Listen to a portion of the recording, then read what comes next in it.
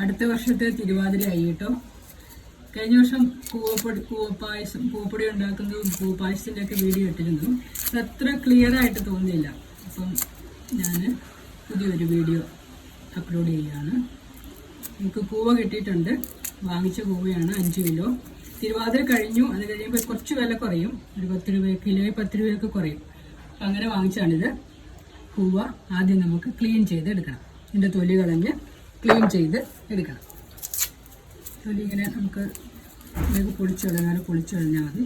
ക്ലീനായിട്ട് കിട്ടും.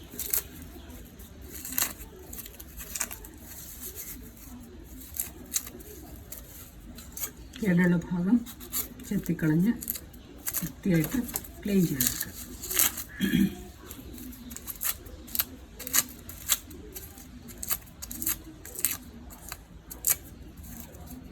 ഇത് പാലക്കാടൻ സൈഡിലെ കൂവയാണ് കേട്ടോ. പാലക്കാട്, തൃശ്ശൂരൊക്കെ ഈ കൂവയാണ് കാണാറുള്ളത്.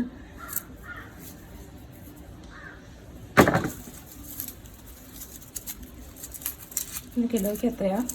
കിലോ ഇതിപ്പോൾ നമ്മൾ വാങ്ങിച്ചത് 40 രൂപയ്ക്കാണ്. കിലോ 40 രൂപ. തിരുവാതിരയ്ക്ക് മുമ്പ് 60ഉം 50ഉം ഒക്കെ ആയിരുന്നു. ഓരോ കടയിലും ഓരോ വിലയാണ്. ഞങ്ങൾ തിരുവാതിര കഴിഞ്ഞിട്ടാണ്, ഇവിടെ തിരുവാതിരയുടെ സമയത്താണ് ഇതൊക്കെ വിൽപ്പനയ്ക്ക് കിട്ടുക. അത് കഴിഞ്ഞാൽ പിന്നെ കിട്ടില്ല. ഇത് നമ്മൾ നടുമ്പം ഇഞ്ചിയൊക്കെ നടുന്ന പോലെ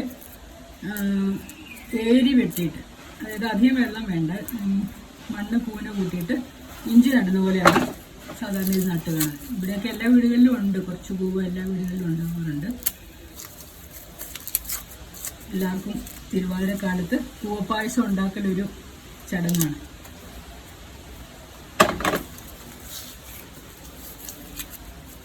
പിന്നെ പൂവയുടെ ഗുണങ്ങളെ പറ്റിയൊക്കെ നിങ്ങൾക്ക് എല്ലാവർക്കും അറിയാം. ധാരാളം വീഡിയോസ് ഇതിൻ്റെയൊക്കെ ഫേസ്ബുക്കിലും യൂട്യൂബിലും ഒക്കെ കാണാറുണ്ട്.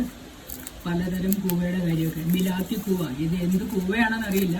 ബിലാത്തി കൂവ പച്ച പൊടിയായിട്ടും കഴിക്കാം എന്നൊക്കെ പറഞ്ഞ് ഞാൻ ഒരു വീഡിയോ കണ്ടിരുന്നു.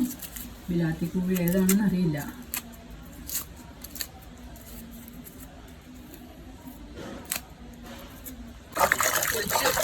വൃത്തിയായിട്ട് കഴുകിയെടുക്കണം. 2-3 വട്ടം കഴുകിയാലും മണ്ണും പൊടിയൊക്കെ കളഞ്ഞിട്ടെടുക്കണം. എന്നിട്ട് നമുക്കിത് അരിഞ്ഞെടുക്കണം. അരിഞ്ഞിട്ട് മിക്സിയിലോ ഗ്രൈൻഡറിനേക്കാളും കുറച്ചുകൂടെ നല്ലത് മിക്സിയാണ്. ഗ്രൈൻഡറിൽ ചിലപ്പോൾ തെന്നി കിടക്കും. കനം കുറച്ച് അരിഞ്ഞെടുക്കുക. മിക്സിയിൽ അരിയാൻ എളുപ്പത്തിന് കനം കുറച്ച് അരിഞ്ഞെടുക്കുക. അപ്പോൾ അതിന് വലുപ്പമൊന്നും നോക്കേണ്ട ആവശ്യമില്ല.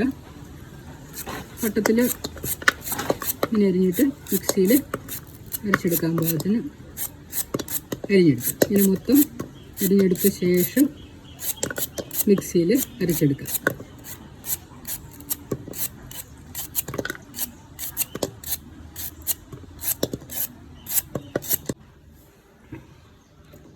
ക്ലീൻ ചെയ്തത് തൊലി പൊളിച്ച് കഴിഞ്ഞിട്ട് നമുക്ക് നന്നായിട്ട് കഴുകിയെടുക്കണം. ഈ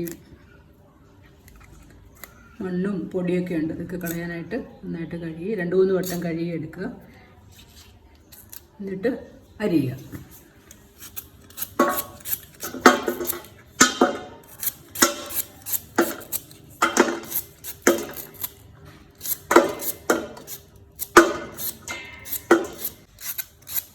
നമ്മളിത് അരിഞ്ഞുകൊണ്ടിരിക്കുമ്പോൾ തന്നെ ഒരാളോട് നിങ്ങൾക്ക് ഹെൽപ്പ് ചെയ്യാനുണ്ടെങ്കിൽ ഇത് അരിഞ്ഞ് അത്രയും നമുക്ക് അരയ്ക്കുകയാണെങ്കിൽ എളുപ്പമുണ്ട്.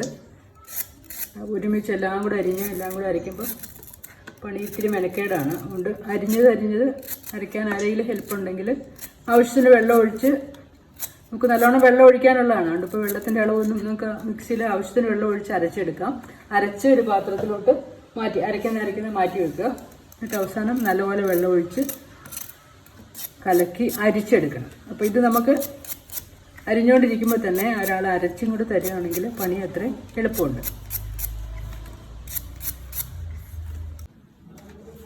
മിക്സിയിൽ അരയാൻ പാകത്തിന് എടുക്കുക. നല്ലോണം അരയാനുള്ളതാണ്. അതുകൊണ്ട് നമുക്ക് എത്ര വേണം നിങ്ങളുടെ മിക്സിയുടെ അളവനുസരിച്ച് എടുക്കുക. അതിനകത്തോട്ട് ആദ്യം കുറച്ച് വെള്ളം ഒഴിച്ചിട്ട് അരയ്ക്കുക. എന്നിട്ട് പിന്നെ നമുക്ക് നന്നായിട്ട് അരയാനായിട്ട് പിന്നീട് വെള്ളം ഒഴിക്കാം.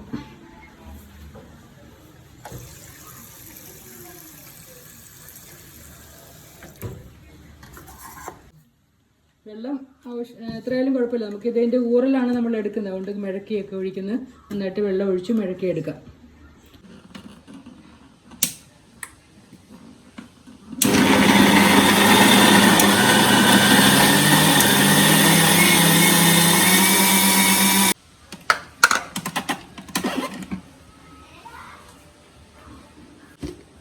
ഇത് നമുക്ക് ആവശ്യമുള്ളത് 2-3 വലിയ പാത്രങ്ങളാണ് കേട്ടോ. നിങ്ങൾ 5 കിലോ ഒക്കെ ഉണ്ടെങ്കിൽ ഇതുപോലെ വലിയ ചെരുവങ്ങൾ 2 എണ്ണയിലും വേണ്ടി വരും. അതിൽ കൂടുതൽ അളവുണ്ടെങ്കിൽ ഒന്നല്ലേ നമ്മൾ 2 ട്രിപ്പായിട്ട് ഉണക്കിയെടുക്കാനായിട്ട് അരയ്ക്കുകയൊക്കെ വേണം. ഒറ്റ ട്രിപ്പിൽ ചെയ്യുമ്പം കുറച്ച് വലിയ പാത്രങ്ങൾ ആവശ്യമുണ്ട്. 5 കിലോയ്ക്ക് ഇത്രയും 2 പാത്രങ്ങളേലും വേണ്ടി വരും. നമുക്കെല്ലാം മൊത്തം ഒന്ന് ആദ്യം അരച്ചെടുക്കാം. എന്നിട്ട് പിന്നീടാണ് നമ്മളിത് തുണിയിൽ അരിച്ച് ഒഴിക്കുന്നത്. വെള്ളത്തിൽ കലക്കി, നല്ലപോലെ വെള്ളത്തിൽ കലക്കി 2-3 വട്ടം നമ്മളിത് വെള്ളത്തിൽ കലക്കിയെടുത്ത് അരിച്ചെടുക്കണം. നമ്മൾ കൂവ അരച്ച് വെച്ചിട്ടുണ്ട്, നല്ലപോലെ അരച്ചിട്ടുണ്ട്. ഇതിൻ്റെ അടിയിലോട്ട് വെള്ളമാണ് കേട്ടോ, മുകളിലിങ്ങനെ പൊങ്ങി നിൽക്കുന്നതേ ഉള്ളൂ. മാവ് പോലെ മുകളിൽ പൊങ്ങി നിൽക്കുന്ന അടിയിലോട്ട് വെള്ളമാണ്. നമുക്കിനി ഇനിയൊരു നല്ല തോർത്ത് വേണം. തോർത്ത് തുണി, എന്തെങ്കിലും വൃത്തിയുള്ളൊരു തുണി വേണം. അതിലേക്ക് വേണം ഇത് നമുക്കിത് അരിച്ച് ഒഴിക്കാം. 2-3 വലിയ പാത്രങ്ങൾ 5 കിലോയ്ക്ക് എന്നൊക്കെ പറയുമ്പം ഇത്തരം തന്നെ ഒരു 2 പാത്രമെങ്കിലും വേണം. വലിയ പാത്രത്തിലാക്കി വെച്ചാൽ നമുക്ക് വെള്ളം ഊറ്റിക്കളയാനൊക്കെ ബുദ്ധിമുട്ടാണ്.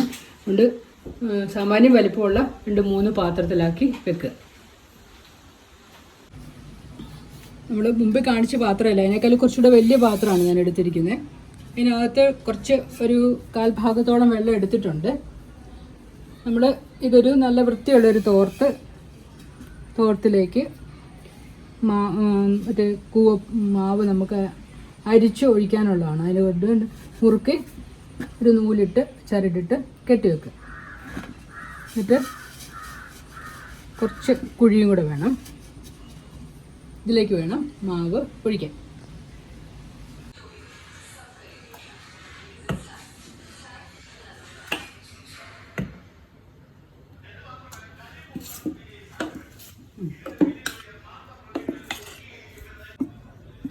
മാവ് കുറേശ്ശെ ഇതിലേക്കിട്ട് കൊടുക്കുക.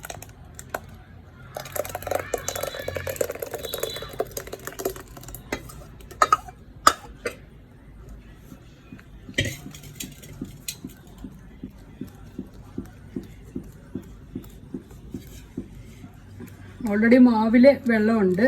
അപ്പോൾ നമ്മൾ അരപ്പാത്രമൊക്കെ വെള്ളം എടുത്താൽ പാത്രം കവിഞ്ഞു വരും. അതുകൊണ്ടാണ് 1/4 ഭാഗം വെള്ളം എടുത്തത്.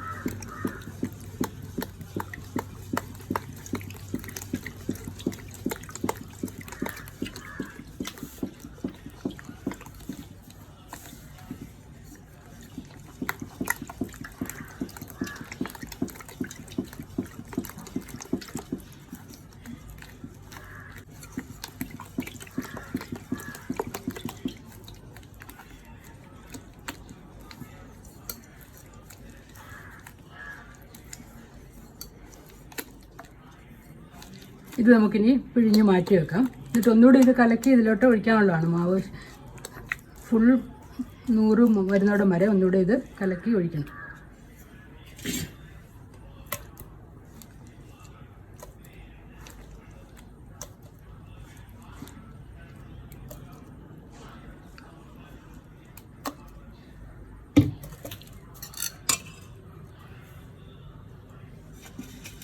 ഫസ്റ്റ് റൗണ്ട് നമ്മൾ എല്ലാം ഇതിനകത്ത് അരിച്ച് ഒഴിച്ചിട്ടുണ്ട്. തവിയുണ്ട് കുറേയൊക്കെ ഇളക്കി നമ്മൾ അതിനകത്ത് 100 കുറച്ച് ചാടിച്ചിട്ടുണ്ട്. ഇനി നമുക്ക് സെക്കൻഡ് റൗണ്ട് നോക്കാം. സെക്കൻഡ് റൗണ്ടിൽ ഇതിനകത്ത് ഇനി വെള്ളം കൊള്ളുമോ നമുക്കൊന്ന് അഴിച്ചു നോക്കാം.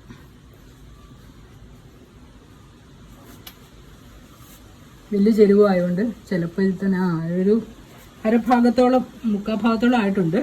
കുറച്ചുകൂടെ ഏതായാലും കൊള്ളും. നമുക്കതുകൂടെ ഇതിനകത്തോട്ട് തന്നെ രണ്ടാമത്തെ ട്രിപ്പ് കൂടെ ഇതിനകത്തോട്ട് തന്നെ ഒഴിക്കാം.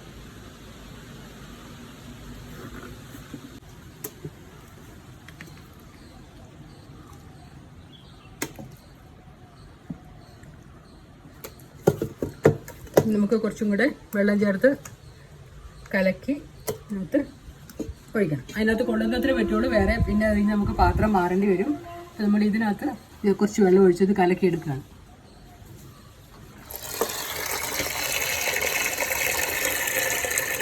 ഈ വെള്ളം കളയാനുള്ളത് കൊണ്ട് കളയാനായതുകൊണ്ട് പിന്നെ നമുക്ക് ടാങ്കിലെ വെള്ളം ഉപയോഗിക്കാം. നല്ല വെള്ളം, തിളപ്പിച്ച വെള്ളം വേണമെന്നില്ല. നമ്മൾ ഊറ്റിക്കളയാനുള്ളതാണ്. ഊറ്റിക്കളഞ്ഞ് ഉണക്കിയെടുക്കാനുള്ളതാണ്. കലക്കി ഒഴിക്കും.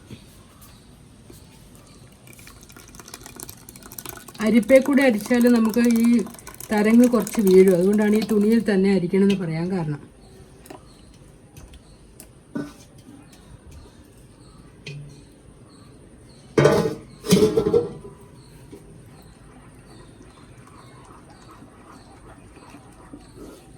ഇതിൽ നല്ല മെതേഡ് ഉണ്ടോയെന്ന് നിങ്ങൾ എനിക്കൊന്ന് കമൻറ്റ് ചെയ്യണം. ഇതിൽ എളുപ്പമാർഗം എന്തെങ്കിലും ഉണ്ടോ, പൂപ്പൊടി എടുക്കുന്നവർ ഒന്ന് കമൻറ്റ് ചെയ്യുക. ഈ പണിയൊക്കെ എടുത്തിട്ട് നമ്മൾ ഇതിന് 100 കാണുമ്പോഴാണ് നമുക്ക് ഇതിൻ്റെ സാറ്റിസ്ഫാക്ഷൻ കിട്ടുന്നത് കേട്ടോ. ഇത്രയൊക്കെ പണി ചെയ്ത് കഴിയുമ്പം പൂപ്പൊടി നമുക്ക് 1 കിലോ 5 കിലോ കൂവപ്പൊടി 5 കിലോ കൂവയ്ക്ക് 1 കിലോ എങ്കിലും പൂപ്പൊടി കിട്ടും നമുക്ക്. സാധാരണ ഞാൻ അടുത്ത വർഷം വരെ ആ പൊടി വെച്ചേക്കാറുണ്ട്. പിന്നെ പുതിയ കൂവ കിട്ടുന്നോടം വരെ, പുതിയ സീസൺ ആകുന്നോടം വരെ കൂവപ്പൊടിയും വെച്ചേക്കും, കുറേശ്ശെയൊക്കെ ഉപയോഗിച്ച്.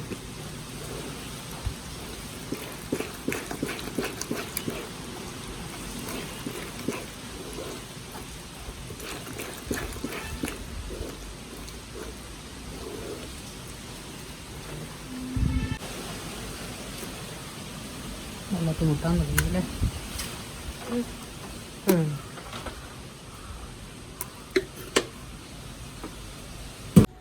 രണ്ടാമത്തെ ട്രിപ്പ് മുഴുവനായില്ല. ഇനി പാത്രം നിറഞ്ഞു. ഇതുണ്ട്, വെള്ളം മുട്ടുന്നുണ്ട് ഇവിടെ.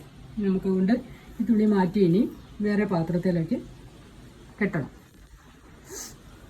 അഴിച്ചെടുക്കുമ്പോൾ ഇച്ചിരി സൂക്ഷിച്ചെടുക്കുക, ഈ പൊടിയിനകത്തോട്ട് വീഴാതെ.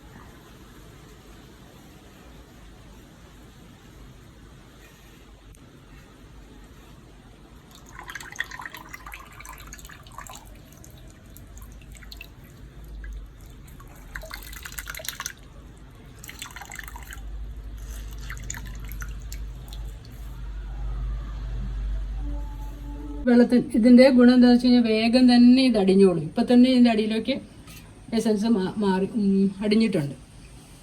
വെള്ളം വേഗം തെളിയും. നമ്മളിപ്പം രാത്രിയിൽ ഈ വെള്ളം ഊറ്റിക്കളഞ്ഞിട്ട് വേറെ കുറച്ച് വെള്ളം കൂടെ ഒഴിച്ചിടുന്നുണ്ട്. എന്നിട്ട് രാവിലെ ഉണങ്ങാൻ വെക്കാൻ പാകത്തിന് തെളിഞ്ഞിരുന്നുള്ളൂ.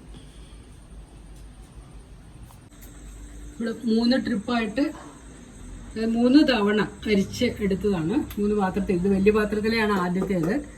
നല്ലോണം വെള്ളം ഒഴിച്ച് കലക്കിയെടുത്താണ്. ഇത് രണ്ടാമത് നമ്മുടെ കലക്കി വെച്ചത്. കുറച്ച് വെള്ളം കുറച്ചേ ഉള്ളൂ. 3-ാമത്തേതാണ്, കുറച്ചുകൂടെ വെള്ളം കുറച്ചാണ്.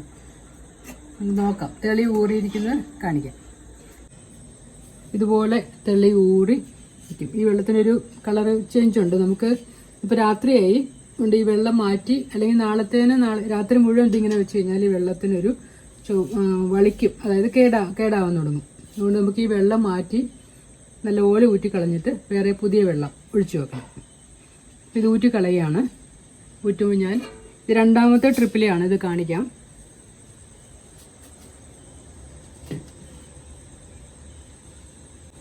മറ്റേത് നോക്കി.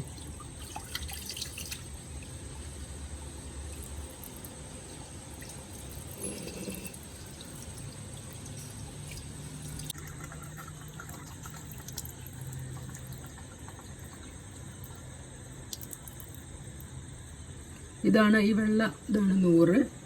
അതാണ് ആവശ്യമുള്ളത്. ബാക്കിയുള്ള വെള്ളം മൊത്തം ഊറ്റിക്കളയാം.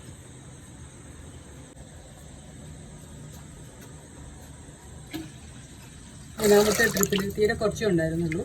അത് ഞാനൊന്ന് നല്ലപോലെ കലക്കി ഇതിലേക്ക് ഒഴിക്കുകയാണ്. അതുപോലെ 100 അടിഞ്ഞ് ഇരിക്കും.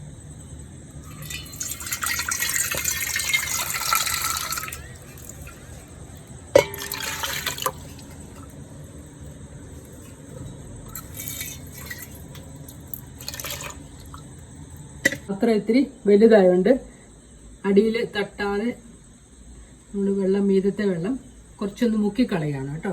ഇത് ചെടിയുടെ ചോട്ടിലൊക്കെ ഒഴിക്കാൻ നല്ലതാണ്. നല്ല വളമുണ്ടെന്നാണ് പറയുന്നത്. ഒരു ദിവസം വെച്ച് പുളിപ്പിച്ചിട്ട് ഒഴിക്കുക.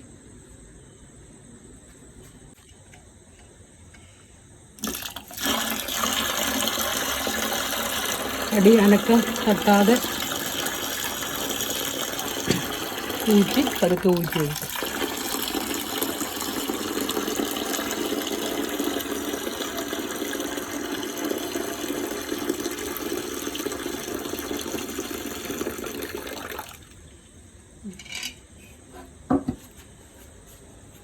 ഇതിൽ ഇതുപോലെ നമുക്ക് അടിഞ്ഞ് ഇരിപ്പുണ്ടായിരിക്കും. നാളെ കാണിക്കാം. നാളെ നമുക്ക് കുറച്ചുകൂടി നല്ല വെള്ളം പിടിച്ച് ഒഴിച്ചിൻ്റെ പാത്രം എല്ലാം കൂടെ ഒരുമിച്ച് എല്ലാം കൂടെ ആക്കി വെക്കാം. ഇനി ഒന്നാമത്തെ ട്രിപ്പിലെയും എല്ലാം കൂടി ഒരു പാത്രത്തിൽ ആക്കി വെക്കാം. എല്ലാ പാത്രത്തിലും കൂടെ ചേർത്ത് വെള്ളം ഒഴിച്ച് വെച്ചിട്ടുണ്ട്. നാളെ രാവിലെ നല്ല വെള്ള പൊടിയായിട്ട് കിട്ടും. നമുക്ക് ഇതിൻ്റെ വെള്ളം ഊറ്റിക്കളഞ്ഞ് നമുക്ക് അപ്പോഴേ കൊണ്ട് വെയിലത്തും വയ്ക്കാം. നമുക്ക് രാവിലെ കൂവപ്പൊടിയിലെ വെള്ളം ഊറ്റിക്കളയാം. നല്ല തെളിഞ്ഞിട്ടുണ്ട്, വെള്ളം നല്ല തെളിഞ്ഞിട്ടുണ്ട്. വെള്ളത്തിനും കറുപ്പ് നിറമൊക്കെ മാറിയിട്ടുണ്ട്. ആദ്യത്തെ കുറച്ച് വേസ്റ്റ് ഉണ്ട്, നമ്മൾ എൻ്റെ നൂറിൻ്റെ ഒപ്പം വെള്ളം ഇച്ചിരി കലങ്ങിയാണ് വന്നിരുന്നത്. ഇതിപ്പം നന്നായിട്ട് വെള്ളം തെളിഞ്ഞിട്ടുണ്ട്.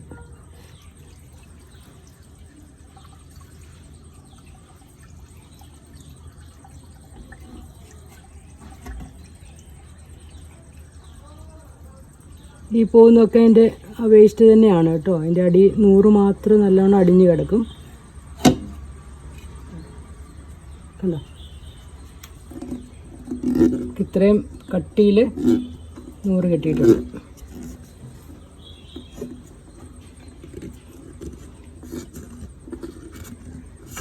ഇനി നമുക്ക് വെയിലത്ത് കൊണ്ട് വെക്കണം. വെയിലത്ത് കൊണ്ട് വെക്കുമ്പോൾ കുറച്ചൊന്ന് വെയിൽ കൊണ്ട് കഴിയുമ്പോൾ പൊടി വല്ലാണ്ട് ഉണങ്ങുന്നതിന് മുമ്പായിട്ട് ഇത് കട്ടയായിട്ടായിരിക്കും ഉണങ്ങിയിരിക്കുന്നത്. അതൊന്ന് പൊടിച്ചു കൊടുക്കണം. അല്ല ഇപ്പോൾ തന്നെ പൊടിച്ചിടാമെങ്കിൽ അങ്ങനെ ചെയ്യാം. അല്ലെ കുറച്ച് വെയിൽ കൊണ്ടിട്ട് നല്ല കട്ടിയിലാണ് ഇരിക്കുന്നത്. പൊടിച്ചു കൊടുത്താൽ വേഗം ഉണങ്ങിക്കോളും. കട്ടയായിട്ടിരിക്കുമ്പോൾ ഉണങ്ങാൻ താമസമല്ലേ.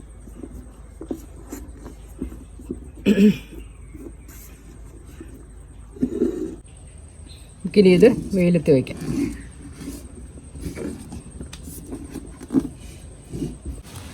പൂപ്പൊടി പാത്രത്തിൽ നിന്നും മാറ്റിയിട്ടുണ്ട്. നമുക്കിനി ഇത് വെയിലത്ത് വയ്ക്കാം. വെയിലത്ത് വെക്കുമ്പോൾ ഇടയ്ക്കൊന്ന് നമ്മളിത് ഇതിപ്പോൾ ഉണങ്ങിയിട്ടില്ല, ഒട്ടും വെയിലത്ത് വെക്കാൻ പോകുന്നേ ഉള്ളൂ. വെള്ളമയം ഉണ്ട് നല്ലപോലെ, അതുകൊണ്ട് കട്ടയായിട്ടിരിക്കുകയാണ്. ഇടയ്ക്ക് കുറച്ചൊന്ന് വെയിൽ തെളിഞ്ഞ് കഴിയുമ്പോൾ കുറച്ച് വെയിൽ കൊണ്ട് കഴിയുമ്പോൾ നമ്മളിത് പൊടിച്ചു കൊടുത്താൽ നന്നായിട്ട് പൊടിഞ്ഞോളും, കട്ട ഉടഞ്ഞ് കിട്ടിക്കോളും. ഉണങ്ങാനൊക്കെ എളുപ്പമുണ്ട്. അപ്പം ഇടയ്ക്കൊന്ന് കയറി ഉടച്ച് ഇടുക,